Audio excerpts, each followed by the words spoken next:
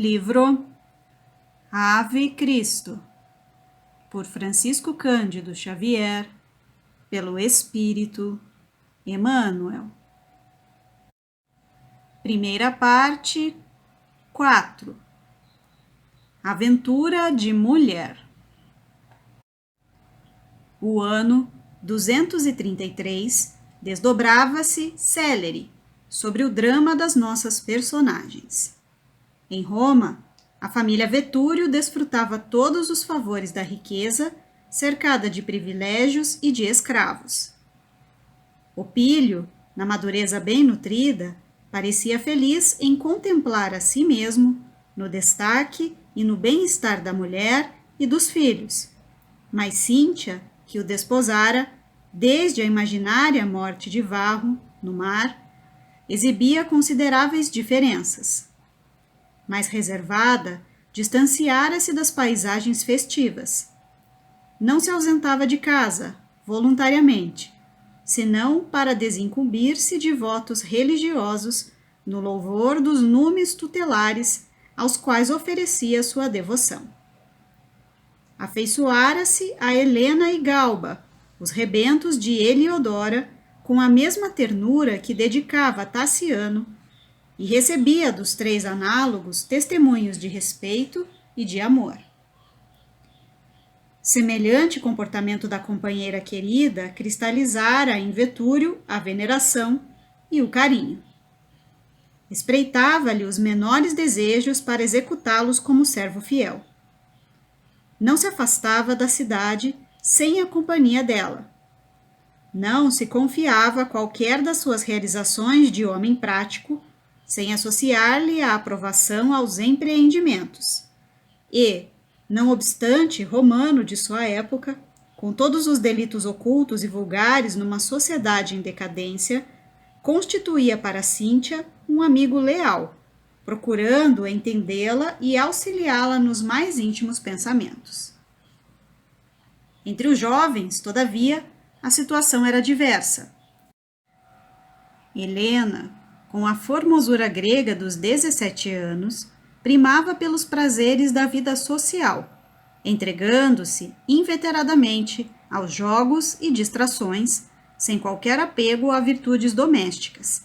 E, enquanto Taciano se dedicava ao estudo, fascinado pelas tradições patrícias, quase que constantemente mergulhado na filosofia e na história, Galba, que lhe detestava o ambiente espiritual, não fazia segredo da sua intimidade com tribunos mal-educados e proxenetas inconscientes. Não suportava a superioridade intelectual do irmão. Turbulento, rixoso, alterava-se por nugas, perdendo noites de sono em companhia de criaturas menos dignas, apesar do esforço paternal para trazê-lo à respeitabilidade. Taciano, ao revés, aproveitava substanciosamente as oportunidades que a vida lhe ofertava. Embora menino e moço, trazia consigo a experiência de algumas viagens das mais valiosas.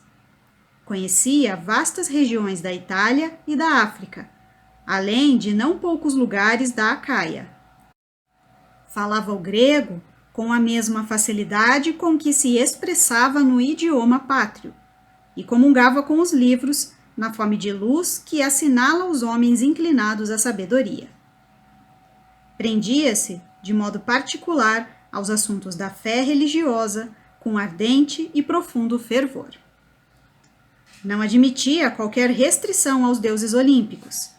Para ele, as divindades familiares eram as únicas inteligências capazes de garantir a felicidade humana. Extremamente afeiçoado ao culto de Cíbele, a Magna Mater, visitava constantemente o templo da deusa no Palatino, aí descansando e meditando horas e horas, buscando inspiração. Acreditava que Júpiter Máximo era o orientador invisível de todas as vitórias imperiais. E conquanto ainda jovem, guardava ideias próprias nesse sentido, afirmando sempre que os romanos deviam oferecer-lhe sacrifícios em caráter obrigatório ou morrer. Por isso mesmo, não obstante os dotes de espírito que lhe exornavam a personalidade, não conseguia afinar-se com os princípios do cristianismo. O Evangelho, examinado por ele, de escantilhão, em conversa com Vetúrio ou com rapazes de sua idade, parecia-lhe um amontoado de ensinamentos incompreensíveis, destinados a sombrear o mundo, caso vencessem na esfera da filosofia e da religião. Perguntava a si mesmo por que motivo tantos homens e tantas mulheres caminhavam para o martírio, como se a vida não fosse uma dádiva dos deuses, digna de espalhar a aventura entre os mortais, e confrontava Apolo, o inspirador da fecundidade e da beleza, com Jesus Cristo, o crucificado, admitindo no movimento cristão simples loucura coletiva que o poder governamental devia coibir. Poderia um patrício, pensava ele, amar um escravo como se fosse a si mesmo? Seria justo perdoar aos inimigos, com pleno ouvido da ofensa? Seria aconselhável dar sem retribuição? Como conciliar a fraternidade geral com a defesa da elite? Um magistrado romano poderia ombrear com um africano analfabeto e categorizá-lo à conta de irmão? Por que processos rogar o favor celeste para os adversários? Como aceitar um programa de bondade para com todos, quando os maus se multiplicavam em toda parte, exigindo as repressões da justiça? A própria natureza não constituía, por si, um campo de batalha perene, em que as ovelhas eram ovelhas e os lobos não passavam de lobos? De que modo aguardar vitórias sociais e políticas sob a orientação de um Salvador que expirara na cruz? Os destinos da pátria estavam presididos por gênios tutelares que lhe conferiam a púrpura do poder. Por que desprezá-los em troca dos loucos que morriam miseravelmente nas prisões e nos circos? Em muitas ocasiões, enquanto Cíntia admirava a conversação brilhante do filho, Vetúlio ponderava a diferença que separava os dois rapazes, criados sobre os mesmos princípios e tão distanciados moralmente um do outro, lastimando a condição de inferioridade em que se colocava Galba, o filho de sua esperança. Num dia quente, ao crepúsculo, vamos encontrar nossos conhecidos num amplo terraço em cordial aproximação. Cíntia, silenciosa, tecia delicado trabalho de lã, não longe de Helena, que se fazia acompanhada de Anacleta, a governanta que Opílio lhe escolhera entre antigos laços de parentela da primeira esposa. Pouco mais velha que a filha de Heliodora, Anacleta nascera em Cipro, Chipre, e, desde cedo, fora cambiada para Roma aos cuidados de Vetúrio, a pedido da genitora antes de falecer. Órfã, a menina crescera sob a proteção de Cíntia, fazendo companhia à enteada, que lhe devotava profunda afeição. Transigente e bondosa, sabia acobertar todas as faltas de Helena, constituindo para ela não somente uma servidora leal, mas também um refúgio afetivo em todas as circunstâncias. Enquanto as duas moças conversavam, algo apreensivas perto de Cíntia, que parecia exclusivamente interessada no trabalho do fio, em outro ângulo, Vetúrio e os rapazes entendiam-se animadamente. A palestra versava sobre os problemas sociais, com visível entusiasmo de Taciano e indisfarçável retraimento de Galba.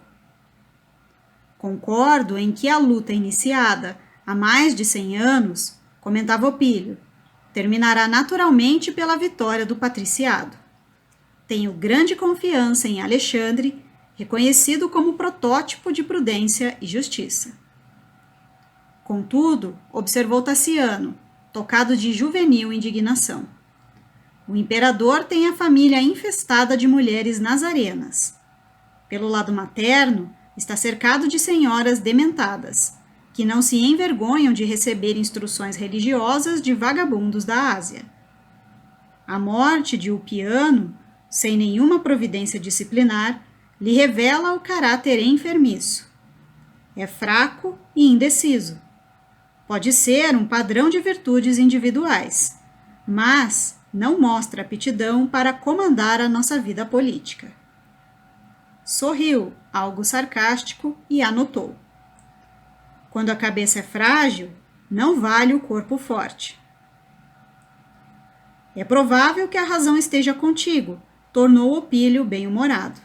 Entretanto, hás de convir que o governo não dorme. Não temos tido espetáculos punitivos, mas a perseguição metódica vem sendo levada a efeito em moldes legais.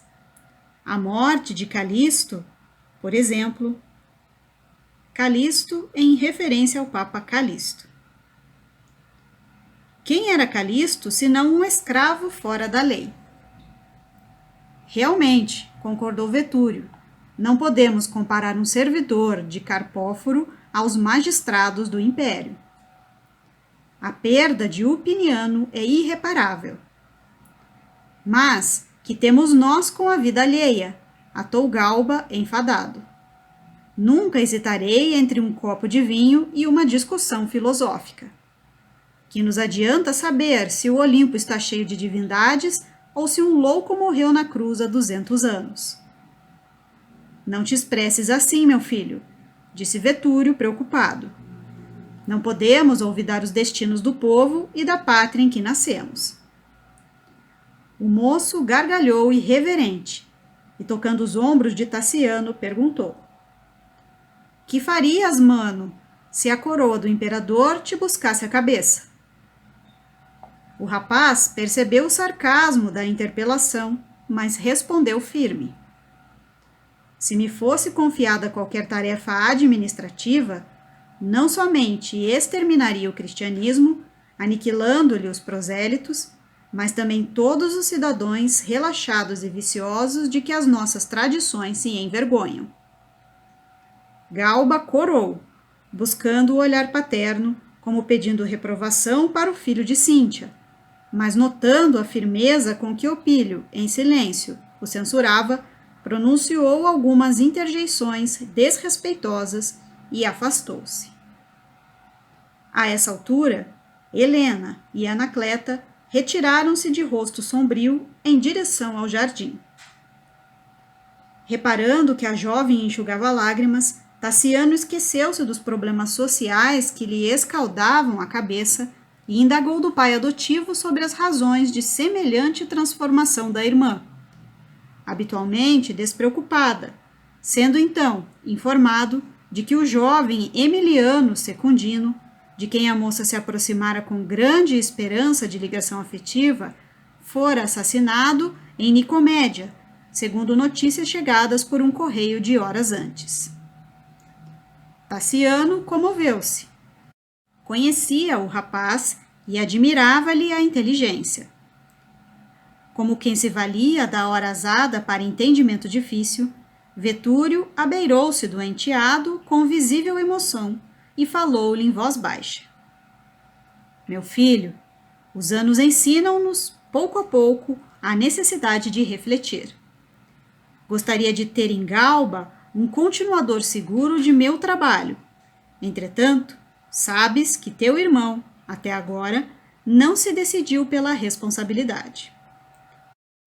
Apesar da verde juventude, é jogador e richento contumaz. Tenho estudado com tua mãe os problemas de nossa família e admito que precisamos da tua cooperação nas Galhas, onde as nossas propriedades são importantes e numerosas.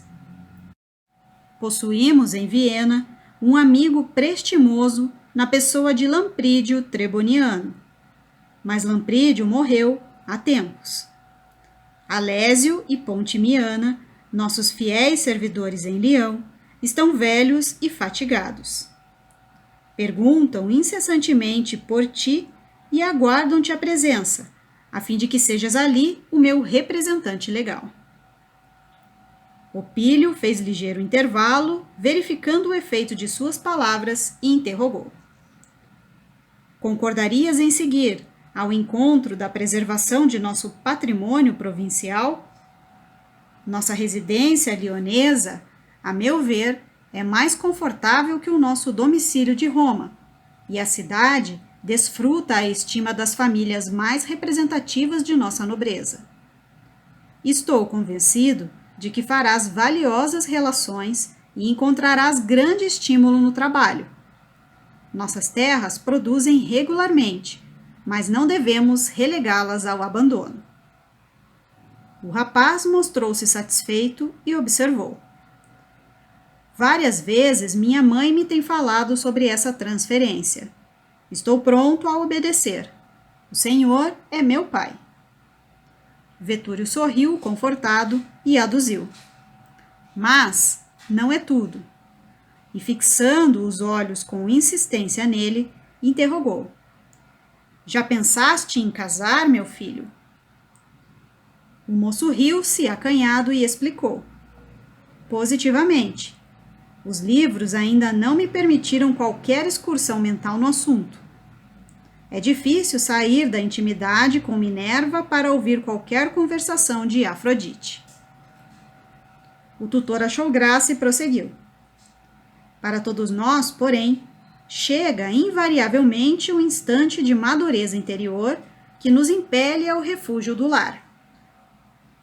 Após longa pausa, dando ideia da questão delicada que a sua palavra suscitaria, continuou: ante a notícia da morte prematura de Emiliano, Cíntia está naturalmente aflita com a mágoa de Helena, e mãe devotada que é, depois de ouvi-la, instou comigo para permitir-lhe um passeio até Salamina, onde Anacleta possui vários parentes. Apolodoro, tio dela, segue para Cipro na quinzena próxima, e tenho a intenção de entregar-lhe as meninas para uma excursão que, a nosso ver, lhe será extremamente proveitosa.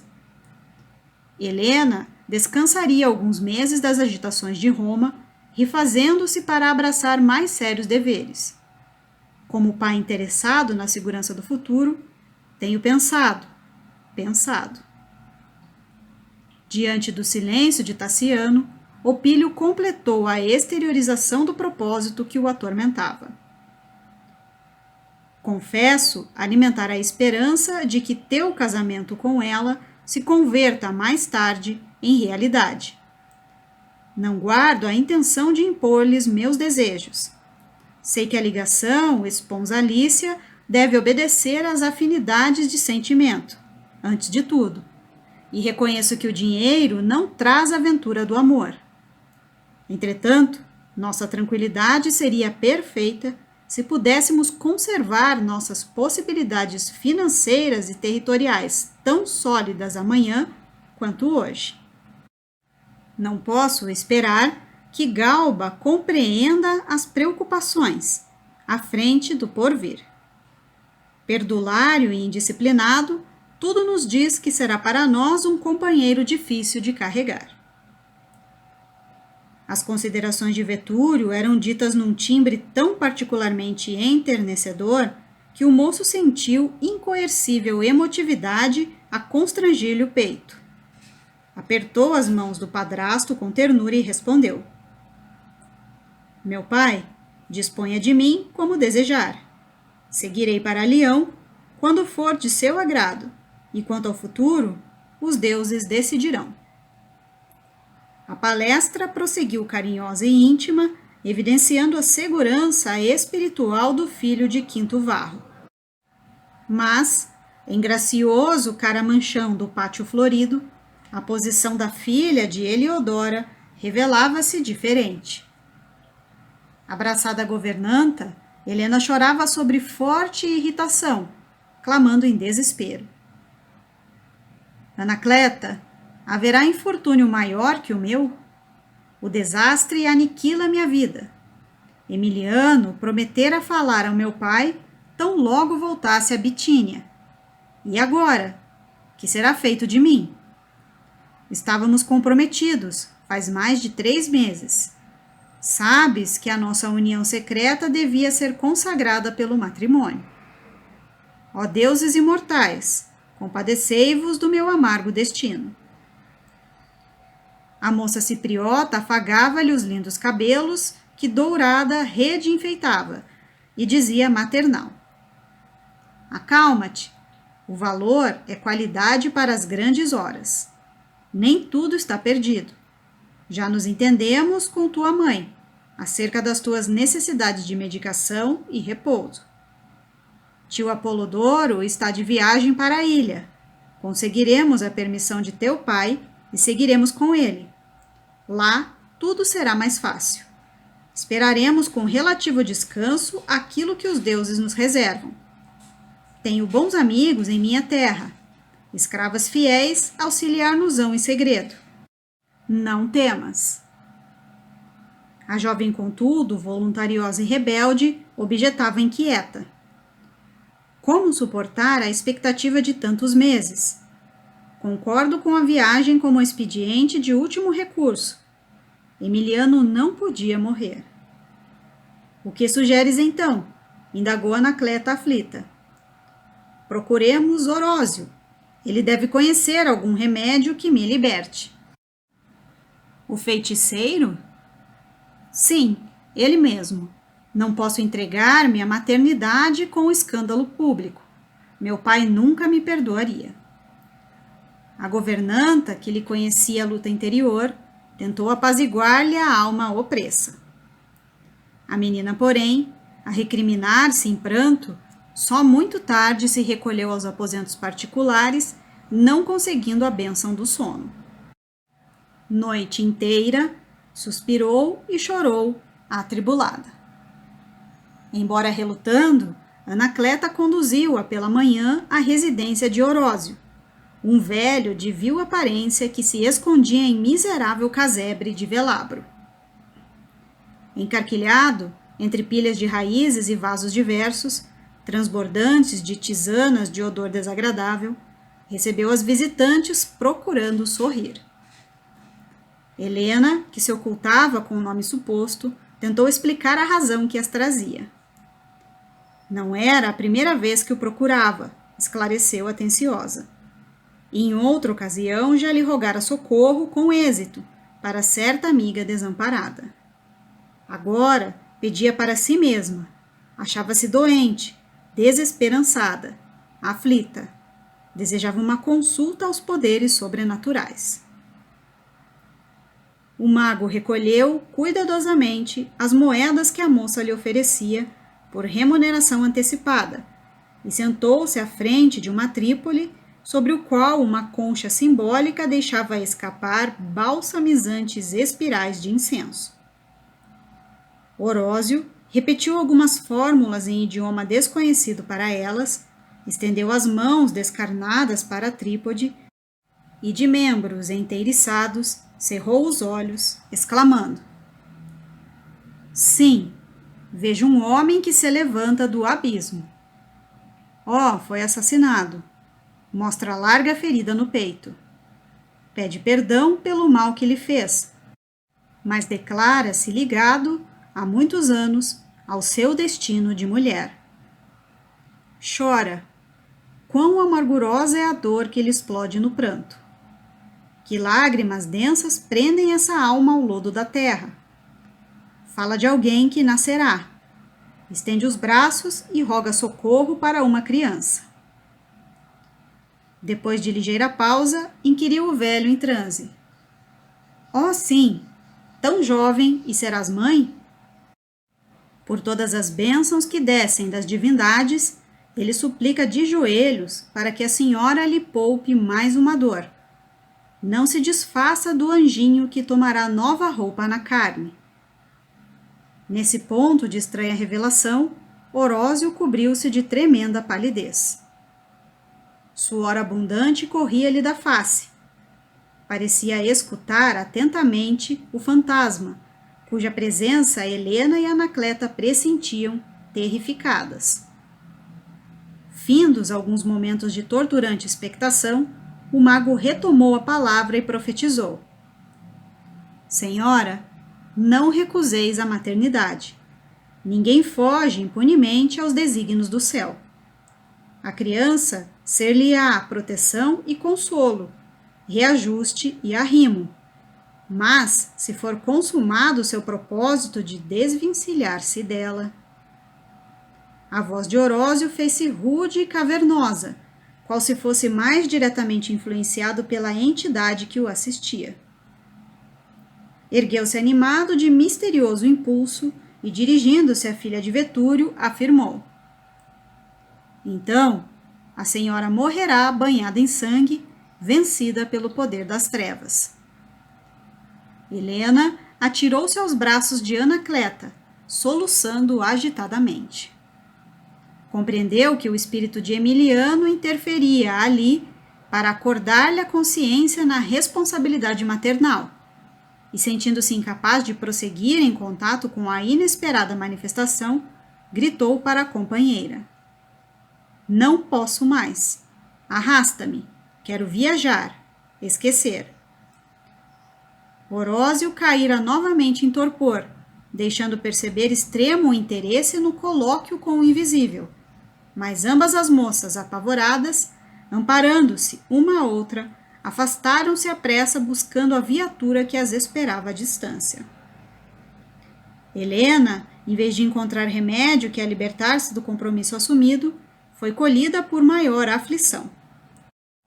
Tão intensa se lhe exteriorizou a melancolia em casa, que o genitor, inquieto, tratou de organizar-lhe o roteiro no mar. Apolodoro, o amigo cipriota, foi chamado para entender-se com a família. Vetúrio e Cíntia, depois de lhe entregarem respeitável quantia, confiaram-lhe as meninas para um longo passeio. Embora garantidas por grandes economias particulares, as moças empreenderam a viagem sem alegria. Profunda tristeza velava-lhes os semblantes. Absortas na contemplação das águas calmas do Mediterrâneo, muitas vezes se encontraram em conversação quanto ao futuro. Em muitas ocasiões, Helena divagava em silêncio, perguntando a si mesma: seria lícito crer nas palavras que ouvira? Orósio era um bruxo. O miraculoso poder de que se revestira, a fim de impressioná-la, derivava-se certamente da influência de seres infernais, ou, quem sabe, talvez que a visão de Emiliano não passasse de simples demência. Achava-se jovem, no começo da vida, sentia-se no direito de escolher seu próprio caminho. Não seria mais aconselhável desfazer-se da obrigação que lhe constituía escuro fardo? Com que direito a alma do amante regressava do túmulo para impor-lhe tão pesado dever? Sob constantes vacilações, chegou à ilha, carinhosamente assistida por Anacleta e pelo velho tio. Salamina, a antiga capital, dantes linda e próspera, fora destruída por uma tremenda revolução judaica no Império de Trajano. O êxodo da população era lento, mas progressivo. Diversas aldeiotas e fazendas formavam-se nos arredores da cidade em decadência. Num desses burgos pequeninos, Apolodoro situara o ninho doméstico. Recebida com inequívocas provas de respeito e de estima, Helena, invariavelmente amparada por Anacleta, adquiriu os serviços de encanecida escrava nubiana, Balbina, a quem prometeu libertação e retorno à pátria, logo se visse desobrigada do tratamento de saúde a que se propunha submeter. E, contra todos os protestos afetuosos do anfitrião, alugou uma vila confortável em pleno campo, alegando a necessidade de ar puro e absoluto descanso. Os dias corriam sobre os dias. Tomada de tédio e desesperação, a moça Patrícia deliberou tentar algum método de fuga. Sutilmente conseguiu arrancar de Balbina algumas informações sobre as ervas que pretendia aplicar. A serva experiente, sem perceber suas intenções, ministrou-lhe os conhecimentos de que dispunha. E a própria Helena, sem qualquer notificação à governanta, preparou a beberagem, certa noite, e recolheu-se ao leito para sorvê-la antes do sono. Depositou a taça no móvel ao alcance das mãos e buscou refletir alguns momentos. Mergulhou-se em funda abstração e, quando se esforçou mentalmente para tomar o prateado copo e beber-lhe o conteúdo, sentiu-se envolvida por estranho torpor. Consciente embora, como quem sonhava desperta, viu Emiliano pálido e abatido junto dela. Colocava a destra sobre o tórax ferido, como na visão de Orósio, e, dirigindo-lhe a palavra, falou triste. Helena, perdoa e compadece-te de mim. Minha violenta separação do corpo foi prova terrível. Não me recrimines. Daria tudo para permanecer e desposar-te. Mas que podemos fazer quando os céus se pronunciam contra os nossos desejos? Poderás imaginar o martírio de um homem colocado além do túmulo, sem meios de amparar a mulher que ama? A moça, transitoriamente desligada do corpo físico, ouvia aterrada. Se pudesse, fugiria sem detença. Emiliano era apenas uma sombra do atleta invejável que conhecera. Assemelhava-se a um fantasma que a parca vestira de dor. Somente os olhos vivos e fascinantes eram os mesmos. Fez menção de recuar e esconder-se. Entretanto, sentiu-se como que chumbada ao solo e presa por laços imponderáveis ao amante redivivo. Mostrando o propósito de tranquilizá-la, o recém-desencarnado aproximou-se com mais carinho e falou: Não receies, a morte é ilusão. Um dia estarás igualmente aqui, tal qual todos os mortais. Sei quão tempestuoso te parece o horizonte. Quase menina, foste surpreendida por dolorosos problemas do coração. No entanto, sempre vale conhecer, mais cedo, a verdade. No íntimo, a jovem desejou saber por que tornava ele do mundo das sombras, amargurando-a. Não possuía já suficientes razões para apoquentar-se? E, pensando que o amante estivesse exonerado de todos os deveres morais, considerava, no imo da consciência: por que insistirá Emiliano em acompanhar-me quando se encontra livre? Não for arrebatado da terra à moradia de paz? Deixando transparecer que ele percebia as palavras inarticuladas, o inesperado visitante respondeu: Não creias, seja o sepulcro uma passagem direta para o domicílio dos deuses. Vivemos longe da luz quando não cogitamos de acendê-la no próprio coração.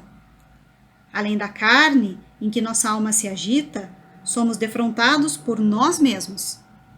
Os pensamentos que alimentamos são teias escuras que nos prendem à sombra ou às sendas de sublime esplendor, impelindo-nos para a frente. Aqueles que deixamos para trás retardam o nosso passo ou favorecem-nos o avanço, conforme os sentimentos que a nossa memória lhes inspira. Não suponhas haja impunidade nos tribunais da justiça divina. Recebemos invariavelmente segundo as nossas obras. Nesse ponto da singular entrevista, Helena recordou-se mais nitidamente do enigma que a dilacerava. Acaso Secundino voltava do sepulcro para lembrar-lhe as obrigações de que pretendia desvencilhar-se? Súbita aflição assomou-lhe a alma inquieta. Como alijar o fardo de angústia? Reconhecia-se entre o espírito de Emiliano a relembrar-lhe uma felicidade que não mais lhe sorriria na terra e uma criança intrusa a ameaçar-lhe a existência. No fundo, queria ser mãe e desenvolver no próprio coração os potenciais de ternura que lhe explodiam no peito, mas não nas circunstâncias em que se achava. Jamais sentira tão grande flagelação moral. Lágrimas ardentes escaldavam-lhe os olhos. Ajoelhou-se desesperada e gritou: Como me pedes compaixão, se sou mais desventurada? Compreenderás, porventura, o tormento da mulher sobre o grilhão de compromisso que lhe deslustram a dignidade pessoal? Sabes o que significa esperar um acontecimento desonroso sem o braço que nos prometeu segurança e carinho? Ah, os mortos não conseguem penetrar o infortúnio dos vivos, porque, se assim não fora, me levarias também. A convivência dos seres infernais deve ser mais benigna que o contato dos homens cruéis. O desfigurado mensageiro acariciou-lhe a cabeleira sedosa e observou: Não blasfemes, venho para rogar-te valor. Não desprezes a coroa da maternidade. Se aceitar-lhes a prova difícil, com submissão aos divinos desígnios, não nos separaremos. Juntos, em espírito, prosseguiremos em busca da alegria imortal. Suporta, com serenidade, os golpes do destino que hoje nos fere. Não menoscabes o rebento do nosso amor. Às vezes, nos braços tenros de uma criança, encontramos a força que nos regenera e nos salva. Não recuses, pois, a determinação dos céus. Guarda contigo a flor que desabrocha entre nós. O perfume de suas pétalas alimentar-nos-á a comunhão. E um dia reunir-nos-emos de novo nas esferas da beleza e da luz. A jovem tentou prolongar o entendimento daquela hora inesquecível. Contudo, talvez porque expandisse a sensibilidade em desequilíbrio, a figura de Emiliano como que se fundia em névoa esbranquiçada, afastando-se, afastando-se. Chamava-o em voz alta, mas debalde. Acordou a gesticular no leito, bradando, desvarada: Emiliano, Emiliano. Um dos braços agitados derrubou, involuntariamente, a taça próxima, entornando-lhe o conteúdo. Perdera-se a criminosa tisana. Helena enxugou o pranto copioso e, porque não mais pudesse conciliar o sono, levantou-se e procurou o ar fresco da madrugada num terraço vizinho.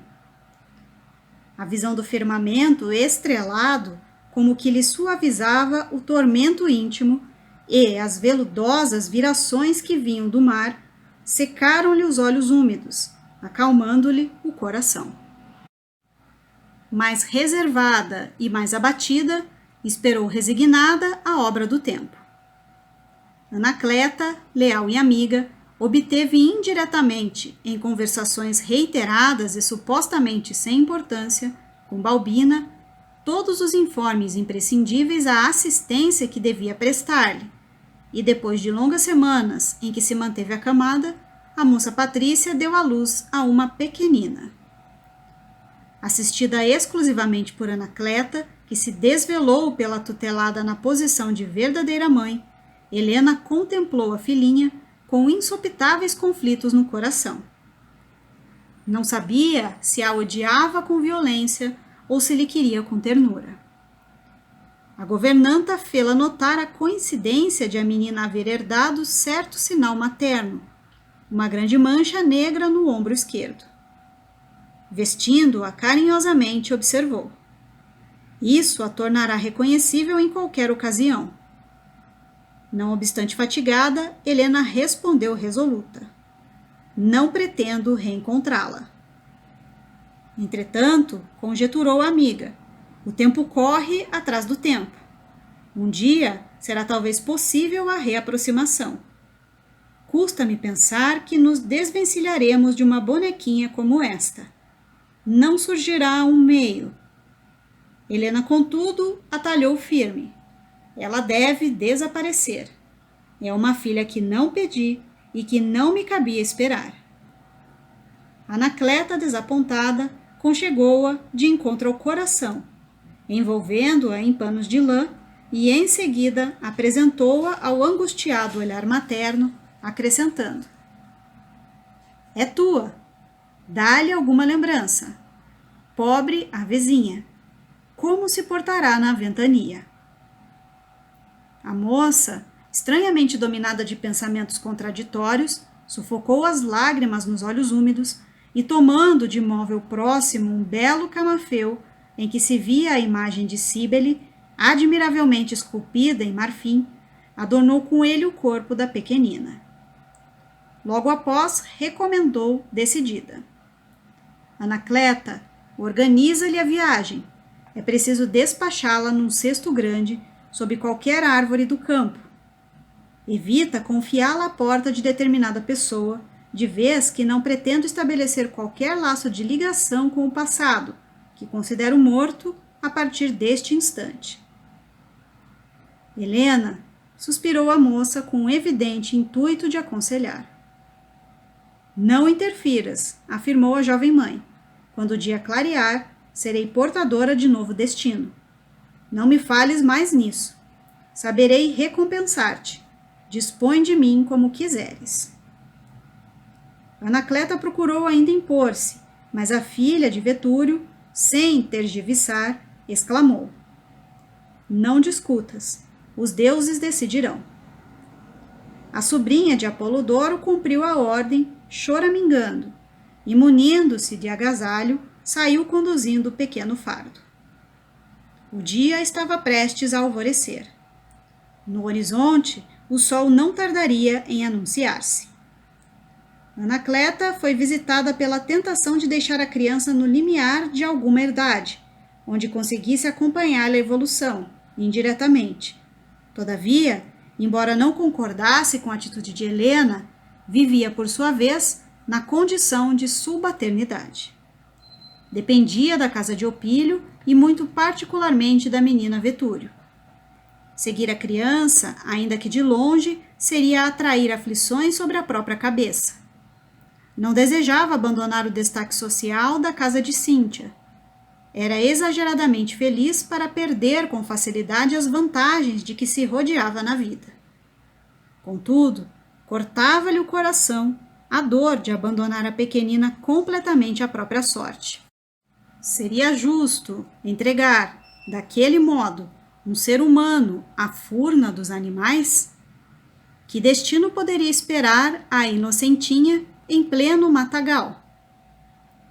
Fitou o rosto miúdo, mal velado pela cobertura envolvente, e a compaixão intensificou-lhe ainda mais, em reconhecendo que a menina se deixava conduzir sem chorar. Soprava o vento fresco, qual se fora uma carícia do céu. A corajosa governanta havia caminhado aproximadamente 3 quilômetros no rumo de pequeno povoado próximo. Não poderia prolongar demasiado a excursão, sob pena de denunciar-se. Mas como abandonar a criança aos imprevistos da charneca? Não se conformava à ideia de perpetrar semelhante crueldade. Guardá-la-ia num ângulo de caminho até que pudesse sentir-se segura. E, em preces, rogava aos numes de sua fé encaminhassem até ali alguém cuja presença a tranquilizasse. Preocupada, esperou.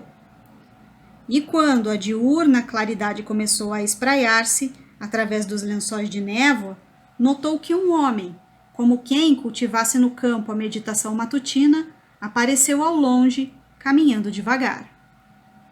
A moça ocultou-se rápida e a criança, pressentindo talvez o aparecimento de mãos amigas, passou a vagir ruidosamente. O passeante estugou o passo, abeirou-se dela e, ajoelhando-se, junto ao cesto, bradou: Grande Serapis, o que vejo? Um anjo? Ó deuses, um anjo sem ninguém.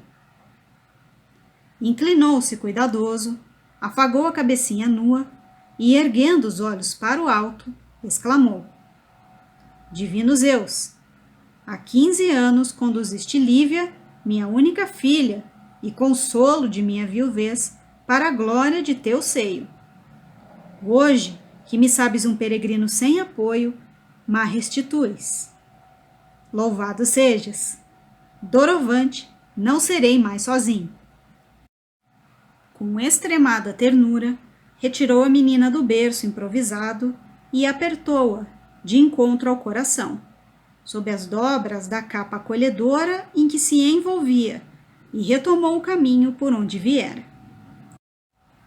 Os primeiros raios de ouro da manhã desvelaram a paisagem, parecendo que o céu reafirmava sua proteção à terra e os pássaros começavam a cantar, melodiosamente, como se agradecessem à divina providência a alegria de uma criança perdida que havia encontrado a bênção de um lar.